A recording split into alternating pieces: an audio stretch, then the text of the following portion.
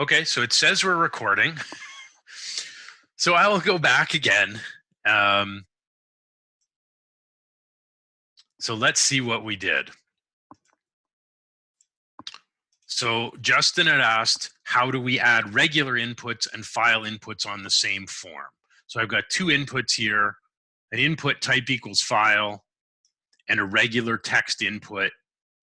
And we access these two differently.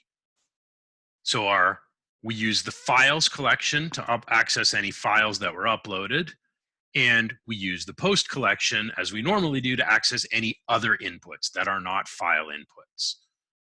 So if I run this in the browser, if I browse to pick a file and I type an email address and upload, the files collection shows me the file and the post collection shows me the regular input.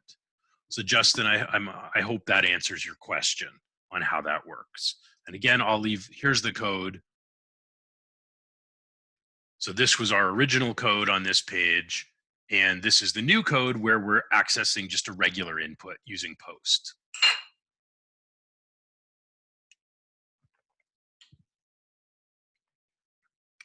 Zoom is better? Okay, that's good, Jeffrey. Thank you. Yeah, so we may have to use this. I've used WebEx so far for my other classes and it's been fine.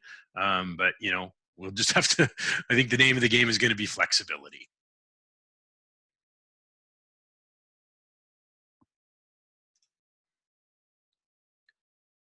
So we've accessed the file name, but we also want to be able to access other properties of the file.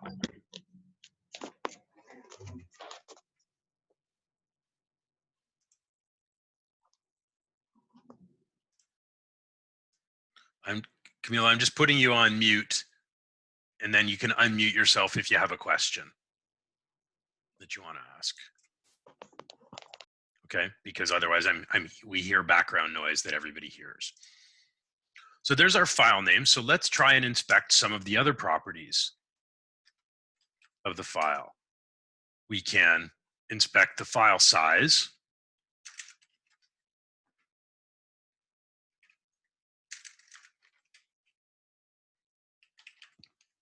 So our uploaded files, it has a file property.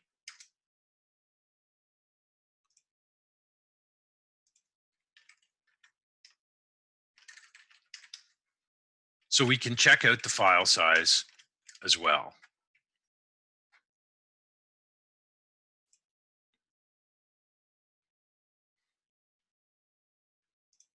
So we'll go back and refresh it and resubmit our file again.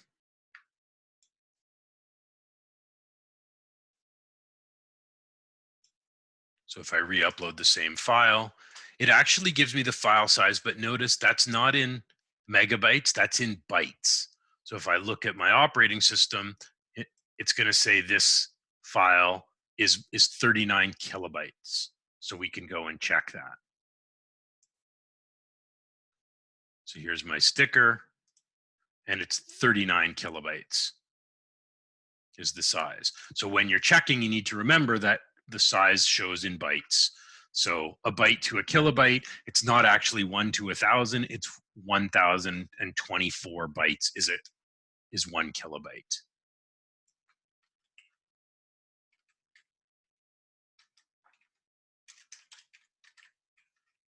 Well, I'll just put a note in here. So if we want to check the file size and make sure it's not bigger than a certain value, you're going to have to remember that we're dealing in bytes. Now we also said where does the file go? Where is it uploaded to? And we said that it gets uploaded to a temporary location.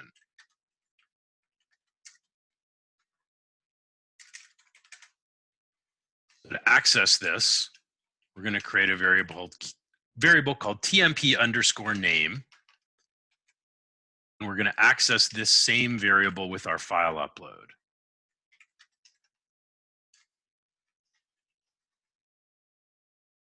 Yeah, I'm on this is the save upload page, Jeffrey. Or did you mean the other page?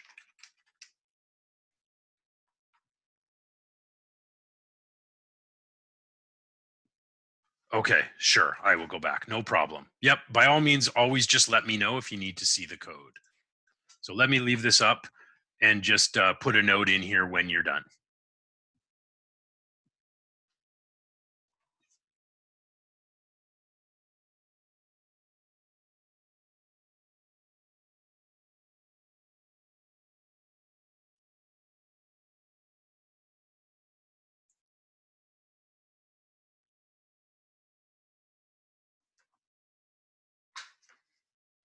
So it's a regular form. The only thing that's different from any regular form is the encoding type and that we have an input type equals file. Jeffrey, are you good with this? Okay. Also, if you have a question, no problem. You can unmute yourself just to ask a question verbally if that's faster than typing it. No problem. That's fine. Just turn on your mic. So I hear your question and then you can turn it back off. So let's see what this TMP name looks like. I'm going to go back to my browser. I'll upload the same file again. And this is what we get. So it actually uploads into my XAMPP directory. And in there's a TMP. And this is the actual temporary file name. So notice, even though my file is a PDF, it actually just gives it a TMP extension. So this file won't live here forever. If I go and look at this directory, XAMPP TMP, we can see how old the files are in there. So I'll go to my XAMPP TMP directory. So there are some files here, but they won't stay for very long in here. Now, notice also, so look at I'll just copy this for a minute. I'm just going to copy that file name into the chat. And if I go back, but I upload the same file again, notice the location. Notice these two locations, if you see in the chat, they're different. So even though it's the same browser session, exact same file being uploaded twice, every upload gets stored with a unique file name. Yes, and I'm not, yes, Justin, I believe they will last 20 minutes, but we can go back and check later. So I've uploaded those. So here are the two new files timestamped today. Actually, they may last for longer than that. I'm not actually sure what the expiry is, but they're not here forever, and we don't actually even see the file extension on them.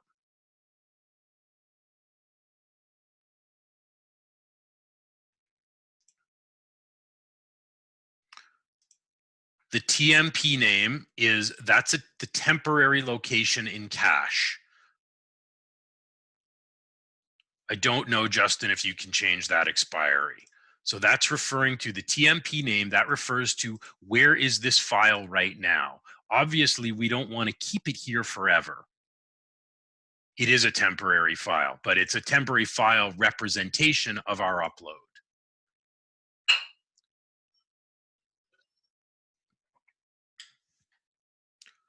So let's say we also now want to check the file type. And we want to check the file type while it's still in the temporary location.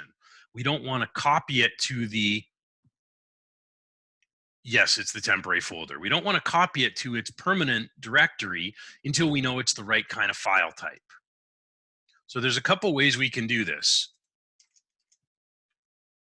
We want to check the file type. So I'll create a variable called type. So I'm going to show you there's a simple way of doing it, but it's flawed. We can try the file type. So let's try this first. We're going to need a better solution, and I'll show you why in a minute.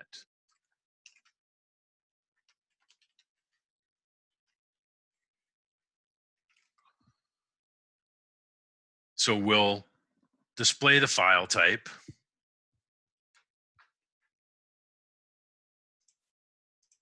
and I'll go back and re-upload. And in this case, it tells me my file type is an application PDF, which is what the original file actually is. I'm going to try this with a few different files, and we can see what we get for the file type when we try different types of files. So this time, instead of a PDF,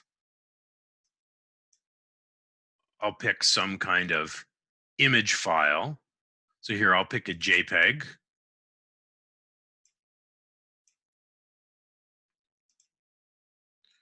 And it shows that my type is an image/JPEG. Well, what if I pick maybe a PNG file instead? Let's look at what that would do. So if I pick a PNG,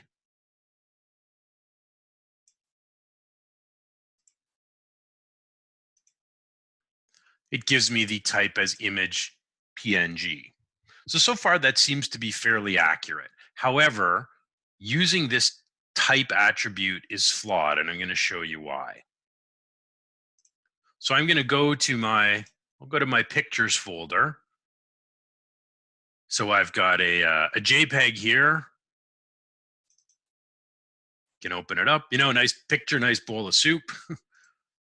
So I'm going to make a copy of this file. You don't have to do this along with me. This is just for illustration. So I'm going to paste it. So here's my black bean soup copy, except I'm going to rename this file, and I'm going to change it from JPG to, let's say, a TXT. And yeah, so even though this is actually an image file, it's got a TXT extension. If I try to open it up, right, I get all the binary. It's not actually a text file. So what happens now if I upload this file? What is it going to tell me is the type? So I'm going to browse, but now open up my black bean soup copy.txt. So this is actually a JPEG, but I've given it a TXT extension. When I upload it, my code that's checking the file type, it's not actually checking the file type. It's really just checking the file extension. So it says, oh, this file's got a TXT extension. It's a plain text document. Obviously, you can see the potential for problems here. If my file upload requires an image or requires a text document, users can spoof that by changing the extension on a file. So instead of using the type, this is not really an accurate way to check the actual file type. So instead of this, I want to replace this. So instead of just using the type attribute, here's what I'm going to do. We're going to use a built-in PHP function called MIME content type. And this method takes a parameter of a file, path, and name. So we want to check our temporary file. What this is going to do, this is going to check the actual content type of the file, regardless of what the extension is. If a user has tried to spoof the extension, this is going to tell us what kind of file that really got uploaded. So I'm going to try this instead. So now I'm using my file with a TXT extension, but it's not a text document. It's actually a JPEG. So now when I upload, even though we have a TXT extension, when we use MIME content type, the file actually gets inspected and it knows this is still a JPEG, even though the file extension is listed as .txt. So that type attribute of our file, it exists, but we don't want to use it because it's not always accurate.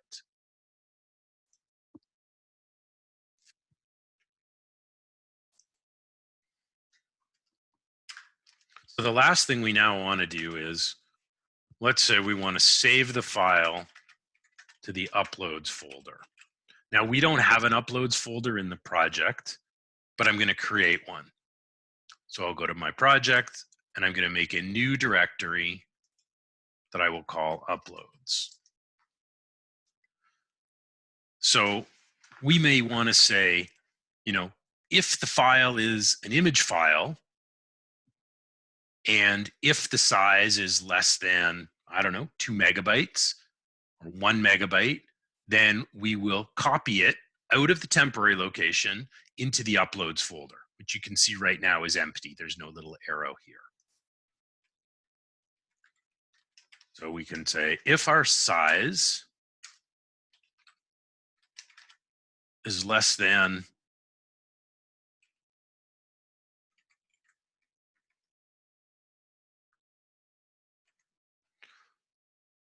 so a megabyte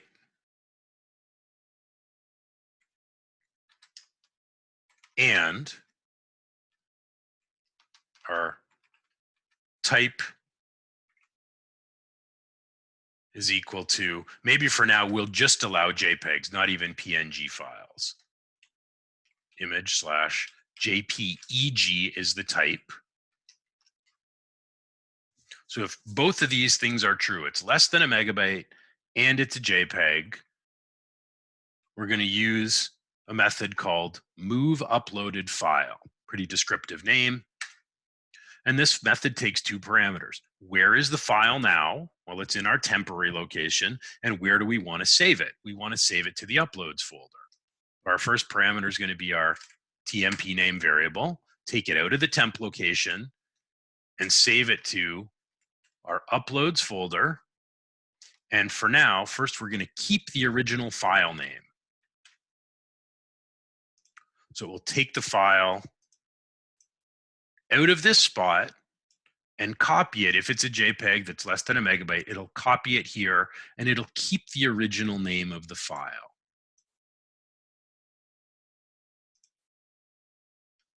So we'll try this, and we can try this in a few different ways.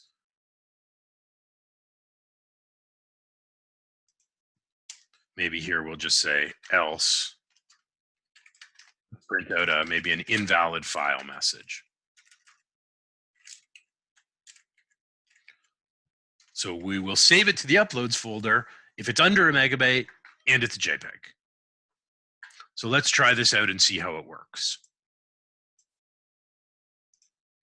So first, I'll pick an actual JPEG. This is me years ago destroying a bathroom in an old house of mine. So the file is called before.jpg. It's the right file type, and I'll try to upload it. Okay, well, we didn't get an invalid file, so that's encouraging. My file size is valid.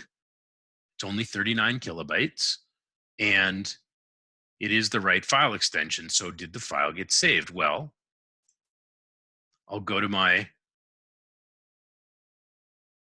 folder.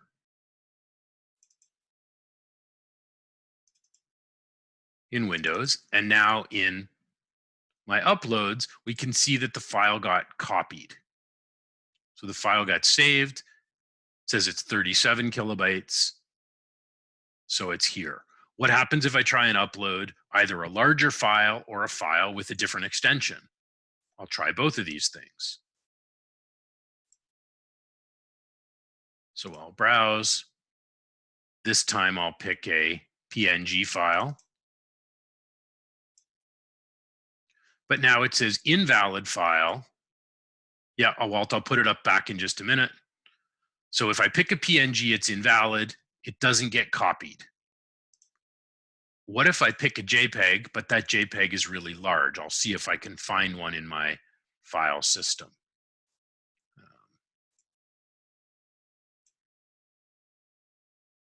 Okay, so here are some JPEGs that are 2 and 3 megabytes. So let's try one of these. Again, I get the invalid message and no file being created over here.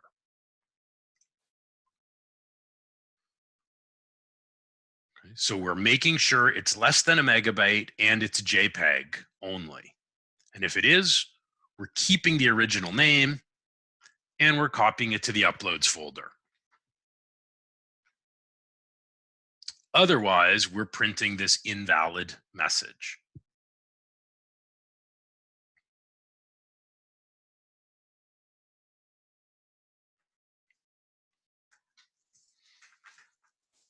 Now we just have one more thing we want to do with this. There's one more limitation of our code, the way we've written it, that we need to fix. I'm just going to leave the code window for a minute. So here's my file that's been uploaded. Notice it's timestamped 12:15 on my computer. So what happens if I go back and upload that same file again? So if I pick my before.jpg and upload, notice now the file's been overwritten. So that version at 12:15 is gone, and I now have the version at 12:18. Now this isn't a problem. I'm in the same browser session. I'm uploading the same file. So it's really okay that I overwrite it. But what happens if all of you wanted to upload to the same website a file called before.jpg? Would mean whoever uploaded the most recent version would overwrite any previous version. So before we save a file, we also want to make sure we give it a unique name. Now, there are a couple of ways we can do this. There is a PHP function called a unique ID. It actually doesn't guarantee to generate a unique name. So I prefer a different method. So here's what I'm going to do. If our file is valid, I'm going to use the session to create a unique name. A mostly unique name. I'll explain what I mean by mostly.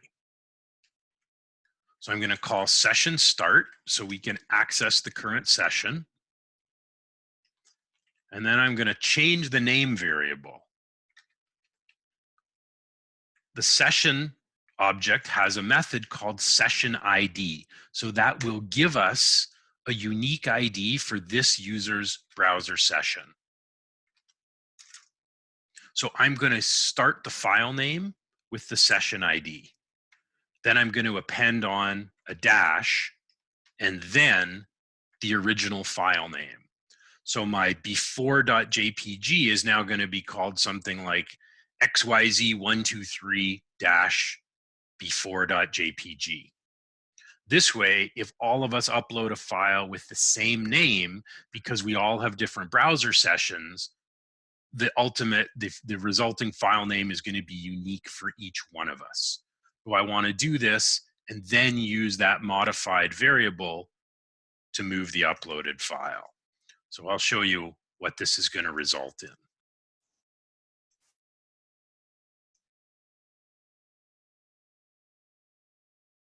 Just shrink this down a bit so we can see the code and see it work.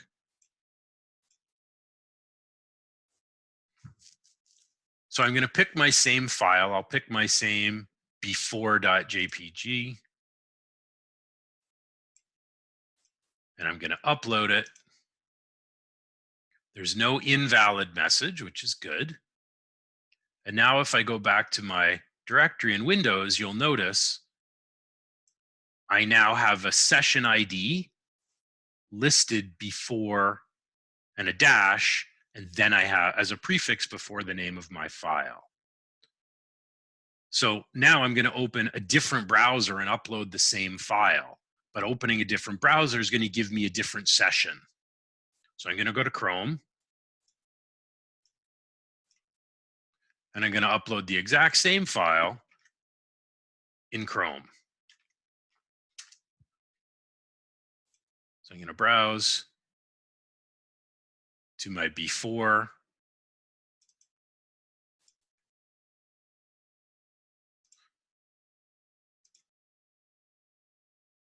And now here's my new upload. So here's my Chrome upload with my Chrome session ID that starts with the number 2.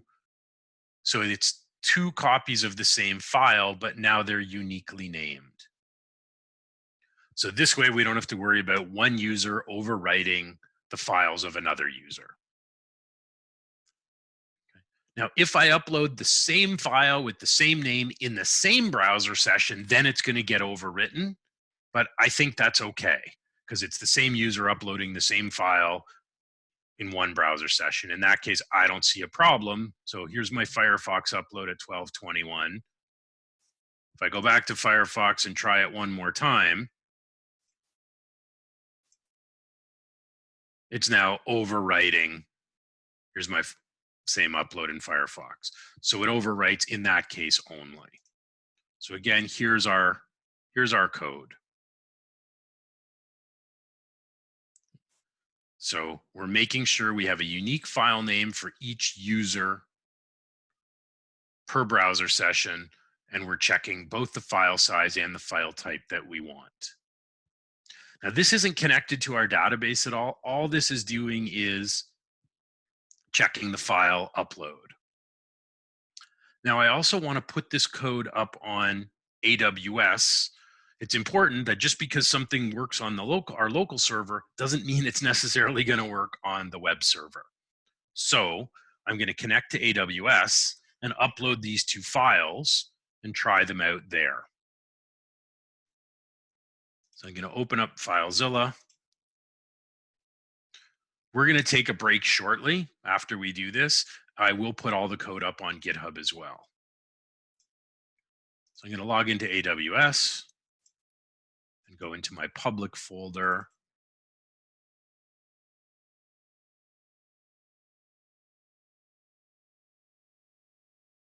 Thank you, Zoom.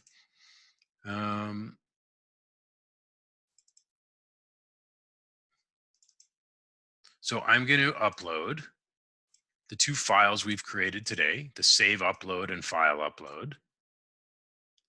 And now I also need an uploads folder. So I'm going to create a new directory on AWS inside of my music library called uploads. Now I'm going to try this same code out and see if I can upload the file here. So I'll open another browser tab.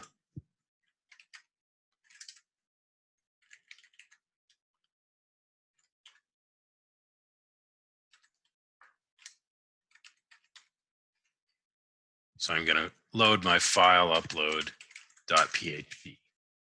So the page looks the same. Here it is on the local computer. Here it is live on AWS.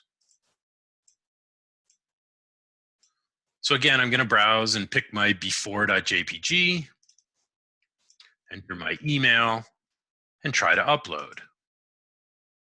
Now I didn't get any error, so that's good. But when I look in my directory, notice my uploads folder, it's blank.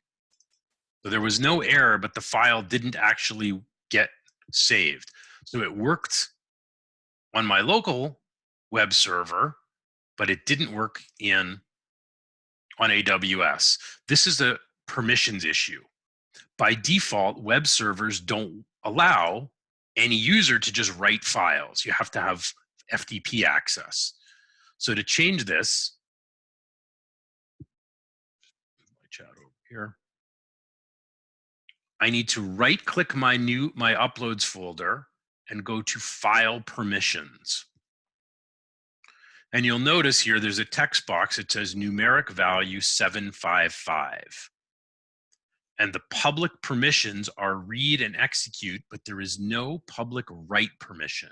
So I need to check that box or change, which automatically changes this numeric value to 757. Or you could change this to 757, it would check the box. Now, I don't have subfolders. If I did, though, I would also want to check this recurse into subdirectories. That would make any files or folders inside of my uploads also writable. So I'm going to check that or puts the value at 757 and click OK. Now I'm going to try my upload again. So now I'm going to upload. And I just have to right click and choose refresh. And now here is my Firefox. And again, the server generates a different session ID, but it uploads successfully. So your file uploads aren't going to work on the web server unless you enable that public write permission. And I've made a note of that in the slide deck here. For those of you who joined late, we sort of went over this. And here's a screenshot of what you need to do and what it will look like. And these slides are on Blackboard in the Lesson 11 folder. So I'm also going to push my files up to Git.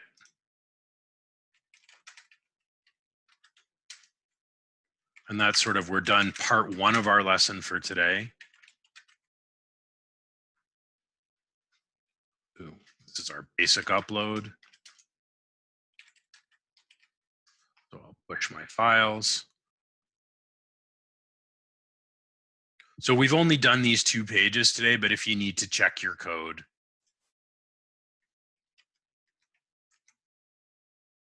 against mine, you can do so. Okay, so I think what we're going to do, I'm going to stop the meeting and stop the recording. I'll see if I can get it uploading to YouTube. So I'm going to create a new meeting, and I will post the meeting link. I'm going to take maybe a 10-minute break. We've been at this for an hour and a half now, 15-minute break. So I'll post an announcement out on Blackboard with the new Zoom meeting link. And again, just sign into the new meeting link. So I'm going to come back around 12:45. Okay, any questions from anybody before we take a break? You can either turn on your microphone and ask, or you can post them in the chat.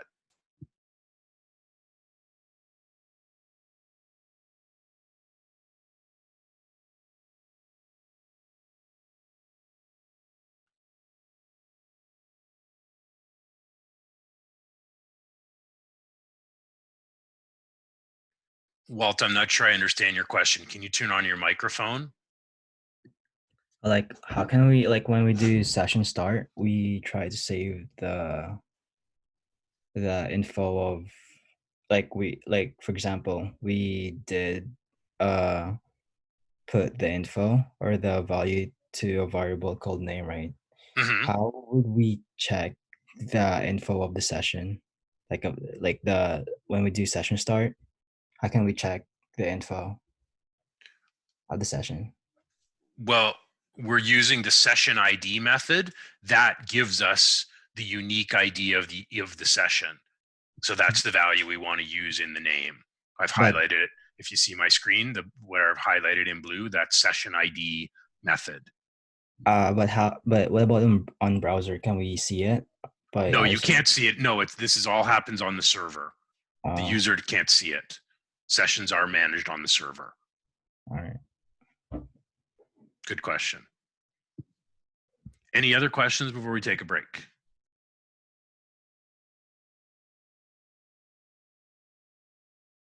Okay, so I'll take a pause here and I will email out the link to the new Zoom meeting once I have that set up. That'll be in about 15 minutes.